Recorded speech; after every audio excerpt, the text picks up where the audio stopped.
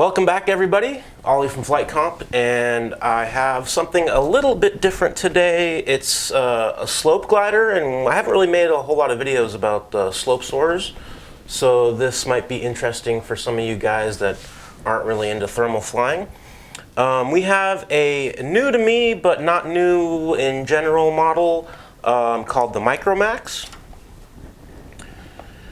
This thing is a really good looking little slope glider. Obviously it's a V-tail. It has a one-piece wing. The wingspan is 1.15 meters, so just a little over 1 meter. Slip-on nose cone. And it has a lot of interesting features we'll go over. So let me just give you like the introduction to the model. And I need my notes here, so bear with me. So apparently this thing was kind of a collaboration between 3 people, and I have some notes on that. It says the concept was inspired by Henning Plemo Schmidt from Sansibear, and then the aero design was done by Christophe Bourdon, or Bourdon. Sorry if I'm getting your names wrong, guys. You could correct me in the comments if you want.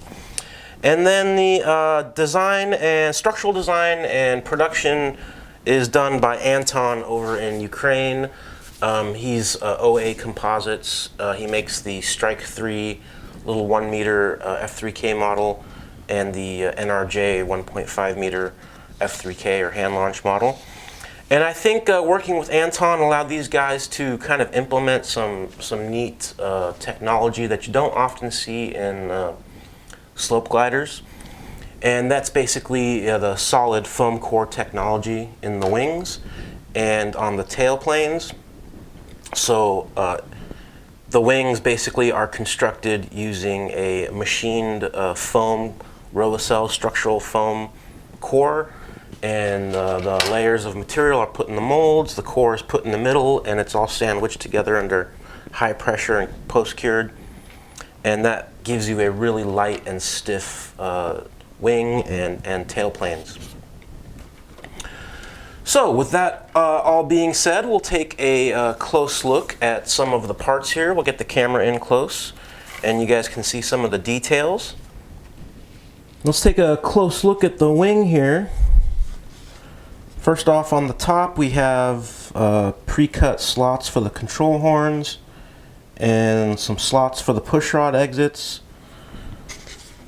Nice recesses for the countersunk mounting bolts.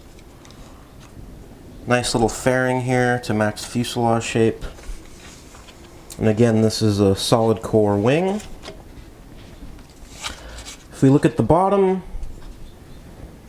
we have a little notch here, and this is for I think a electrical connector. Actually, let me grab that. So this is a connector that comes with the kit, and I think this notch is for that. Maybe something like this, or like this. Anyway, we'll figure that out when we do the builds. Then we have these machined pockets for the servos here. Recommended servos would be KST X08 V5s. You could even use KST X06s if you're trying to keep it really, really light. Cheaper alternative would be like a Bluebird 101 HV or DMG or whatever MKS servos are about the same size. There's the cutouts, and let's weigh the wing. So this wing comes in at 98 grams, and just for a fun comparison, I have another wing here. This is again, a standard model. It's not the Strong, but it's got a lot more paint on it. You can see. And let's weigh this. So basically the naked carbon one was 98. This wing is 108. So we have a 10 gram difference basically just on paint. So like I said, if you're trying to keep it under 250 and you want a really light model, consider getting a wing that looks more like this guy instead of a fully painted one. Alright, let's have a look at the fuselage.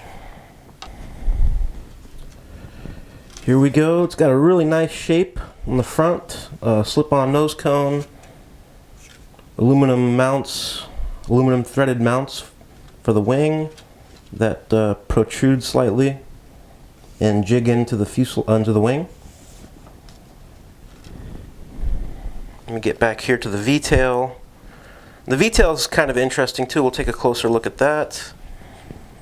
So this V-tail isn't glued on or anything. I just kind of put it in there temporarily so we can move these parts. And this is the joiner for the V-tails. So it's a machined piece of carbon plate, which you don't see a lot for joiners. And it fits in this recess here, so you have to glue this in. It fits in pretty good. It's fairly snug. I would recommend that when you glue the V-tail joiner on, you put the V-tails on, get a large flat surface like the top of your workbench, and set the model down upside down with the wingtips on the table and the tips of the V-tails on the table, and you'll get a good install, and the tails will be level with your wing. Okay, one thing to keep in mind with this carbon joiner is they might have some variations in thickness, or maybe the plate size they're using is uneven. Maybe the tolerances are so good, because some of them fit real tight in the slots. This one fits good, but some of these fit a little tighter than others, so you might have to do a little sanding in the slot and on this piece to get a good snug fit. Not a big deal at all. Typical things we're used to as modelers. And the way the V-tails attach, you have to cut little exit holes here for the push rods to come out, and just make little L bends in the end of the push rods. So when you slide the V-tail on, you just push the L bend into the control horn. Then up here we have a nice big cutout, and this is for ballast. Now, there's a little recessed lip on here. Maybe there's like a 3D printed ballast box coming in the future. I'm not sure.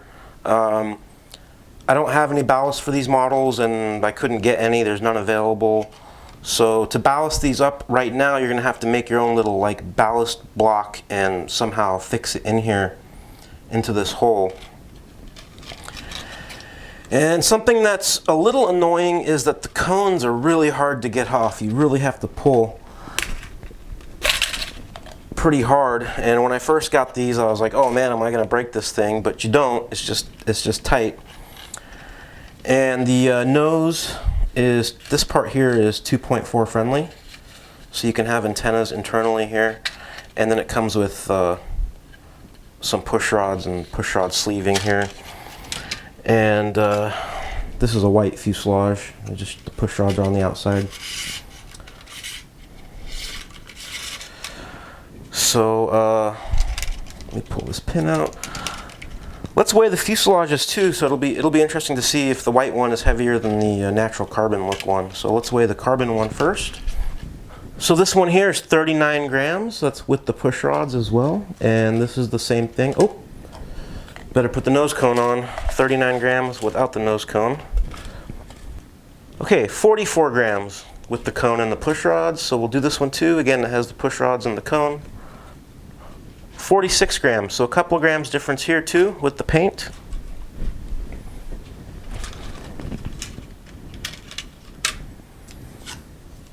And the next thing we'll look at is the tails. Again, these are solid core tails. You know, DLG F3K technology. I got the slot for the joiner here. Just go something like that. Very thin tails. And these pins, I don't think they're glued in. So if you get one of these, check to make sure these pins, these alignment pins, are glued in or not. So give them a tug. On these carbon tails, they're very snug. So they might be glued in on these, but the models I have that are white with more colors on them, the pins aren't glued on. So that's something you want to double check. All right, let's have a look and see what comes in the little accessories bag. Just dump all this stuff out here.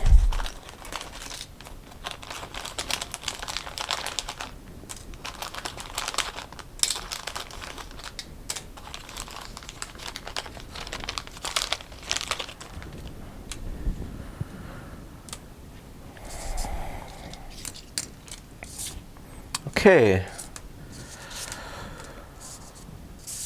So we'll start over here. We have some pigtails. I assume these are for the, I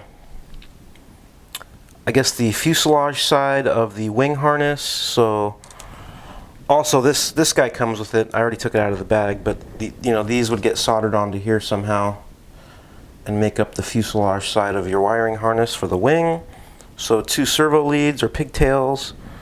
Then we have 2 bits of, it looks like to be maybe 1.3 or 1.5 millimeter steel rod. These are going to be your aileron linkages. So these would come out of these slots and attach to the horns here. So they'd exit these slots and attach to the horns with L-bends. So you get 2 of those. Again, we looked at the joiner already for the V-tails.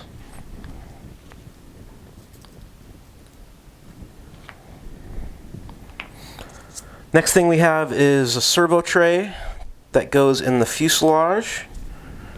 So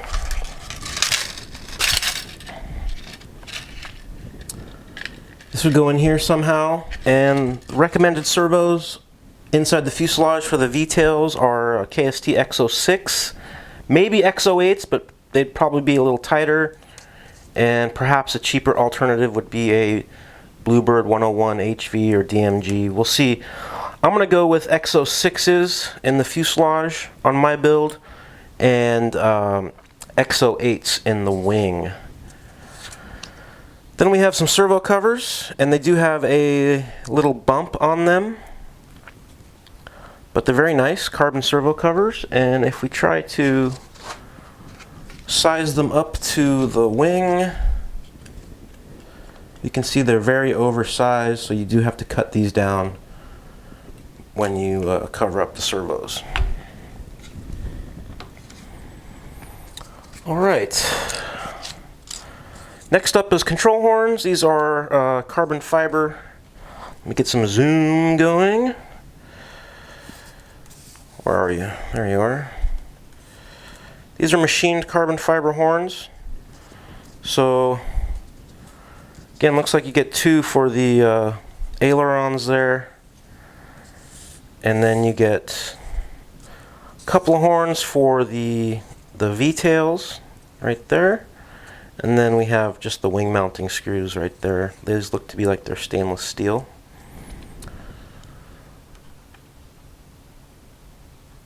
We'll zoom back out a little bit, and in the V-tails, there's a little kind of slot already right there, and I guess these would get glued in into that slot, something like that.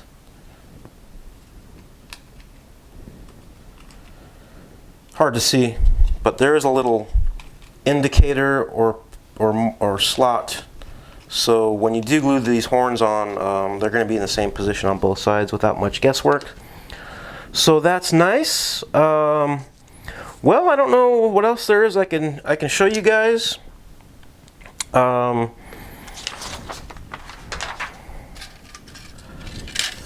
Fuselage is pretty slim. I mean, I think that's why it looks so good. It's not, a lot of times on smaller slope gliders you get kind of a pudgy fuselage to accommodate installation of equipment like servos and receiver and battery and all that. But this, they tried to keep it real slim and compact, and it looks really nice. It's got a great shape.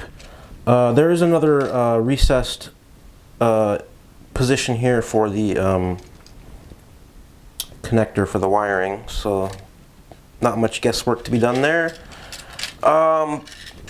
Recommended batteries, I think they're recommending a 1S LiPo from about 300 to 600 milliamp. I might try to see if I can find like a 2S LiPo, or maybe a life pack in the 400 to 500 milliamp range that'll fit, because I really like to run my servos at a higher voltage. You just get way more torque and speed out of them. And I think a 1S LiPo for a DLG is okay, but for a slope glider, I think I want my servos a little snappier. So we'll try. Maybe I won't be able to fit it, but we'll see. And you're also going to need a really small receiver, so 4 to 6 channel receiver. Maybe run it without the case, or if you have something that's got X bus or S bus, maybe that's something to look at. That way you can get a much smaller receiver and just use S bus or X bus and have less wiring. Well, like I said, it's a 1.15 meter span, and the length is 74 centimeters. Now, something really interesting about this model is, depending on how you order it, there's 2 versions, a standard, this is a standard here, and a strong. If you ordered a standard and maybe got something like this with not a lot of paint on it, you could build out the model to be under 250 grams flying, and I think in a lot of places around the world that would put you under a lot of the restrictions and stuff that have been put in place by various governments, so that maybe you could fly this on a local hill or something without worrying about having some kind of license or, you know, whatever, all the regulatory stuff. So yeah, you'd have to take some care and try to build it light, but it's definitely possible.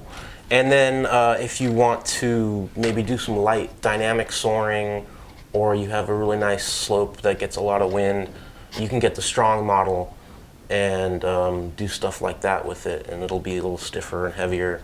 And you could also put some ballast in it if you like. Well, I hope you guys enjoyed this look at the MicroMax. I'm looking forward to building this model here. This is my personal airplane, or glider. And I'm just waiting on my servo shipment from KST, but as soon as that arrives, I'll get started on this, and I'll do a couple of build videos. So if any of you guys want to think about buying one of these, you'll have some instructional videos on the build.